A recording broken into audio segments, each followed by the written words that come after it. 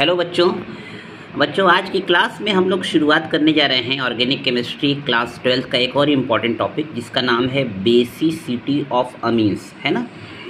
बच्चों आपको पता है कि अमीन ग्रुप का जो सिंबल होता है वो होता है NH2, ठीक है। और ये जो बॉन्ड दिख रहा है ये इंडिकेट करता है कि जिस भी कार्बन चेन से जुड़ा होगा, ठीक, ये अमीन ग्रुप कहलाता है। अच्छा, अब प्रश्न ये है कि आखिर हमने सबसे पहला प्रश्न है कि अमीन्स के साथ हमने यह क्यों लिखा कि बेसिसिटी ऑफ अमीन्स, है ना। हम यह भी तो लिख सकते थे कि एसिडिटी ऑफ अमीन्स। तो मतलब कुछ ना कुछ तो ऐसा होना चाहिए अमीन्स के पास जिसके बिहाफ पे हम ये कह सकें कि नहीं, हमारी जो अमीन्स हैं वो बेसिक नेचर की होती हैं। ठीक है बच्चों, एक बहुत ही कॉमन सा क्वेश्चन और इसका जवाब भी आपके बिल्कुल सामने है। देखिए बच्चों, यहाँ मैंने जो लिखा R सिंगल बॉन्ड NH2, इसको हम लोग प्राइमरी अमीन की कैटेगरी में रखते हैं, ठीक। जब N के साथ 2 अल्किल ग्रुप जुड़ जाए तो इसको हम लोग सेकेंडरी अमीन की कैटेगरी में रखते हैं, और जब N के साथ 3 अल्किल ग्रुप जुड़ जाए तो इसको हम लोग टर्शियरी अमीन की कैटेगरी में रखते हैं ना। प्राइमरी अमीन, सेकेंडरी अमीन और टर्शियरी अमीन। लेकिन अभी भी मेरा वह क्वेश्चन अनआंसर्ड है कि आखिर हमने अमीन्स को बेसिक की कैटेगरी में क्यों लिया, एसिडिक की कैटेगरी में क्यों नहीं। बच्चों इन तीनों ही केस में आप देख रहे हैं नाइट्रोजन के पास एक एक लोन पेयर है, आपको दिख रहा है, एक एक लोन पेयर आपको दिख रहा है ना। बच्चों अगर आपको याद होगा तो क्लास 11th या 10th में आपने पढ़ा होगा एसिड बेस कॉन्सेप्ट ना। क्लास 11th में है एसिड बेस कॉन्सेप्ट, जिसमें आपने एसिड और बेस की अलग अलग डेफिनेशन पढ़ी। उसमें एक डेफिनेशन आपने पढ़ी होगी लीविस एसिड बेस कॉन्सेप्ट, है ना। मुझे उम्मीद है कि आपको याद आ गया होगा, और नहीं याद आएगा तो मैं बता दे रहा हूँ। लीविस एसिड बेस कॉन्सेप्ट क्या कहती है, इसके अकॉर्डिंग जो एसिड होते हैं हमारे वो होते हैं इलेक्ट्रॉन पेयर एक्सेप्टर, है ना।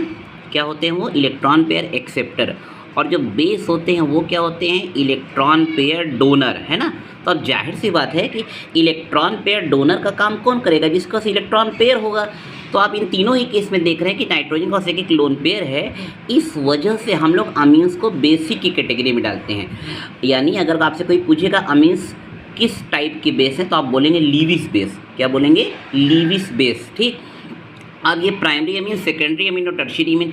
अब आपके मन में यह प्रश्न उठ सकता है कि आखिर इन तीनों अमीन्स में सबसे ज़्यादा बेसिक कौन होगा।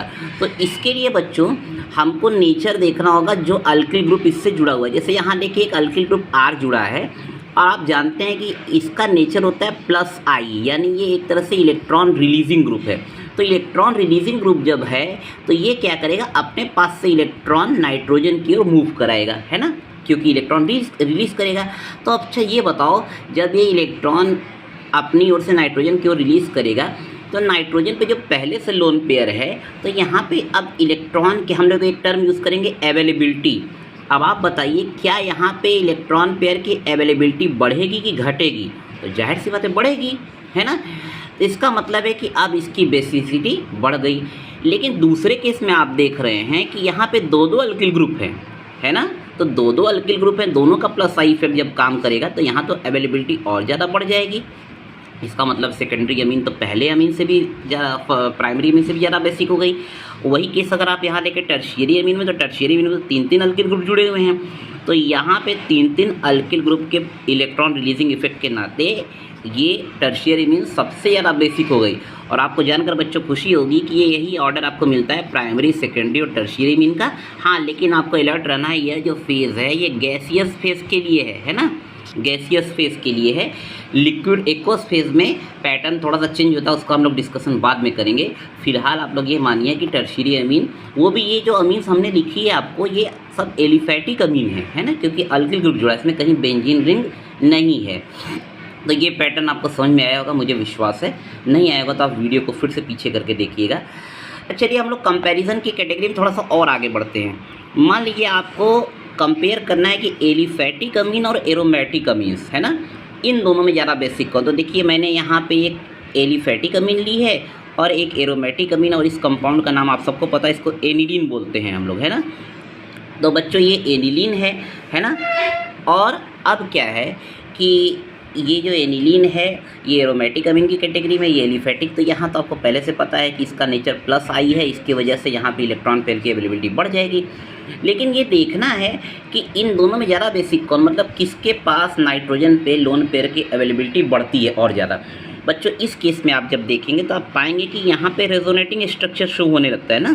यानी इसका जो लोन पेयर इलेक्ट्रॉन है वो बेंजीन की रिंग में ऑर्थो पैरा पोजीशन पे मूव करता है। जैसे यह देखिए मैंने स्ट्रक्चर बनाई है ना ये, तो इस वजह से बच्चों लोन पेयर है तो ज़रूर, लेकिन इसकी अवेलेबिलिटी लेस है, लेस अवेलेबिलिटी है इसकी।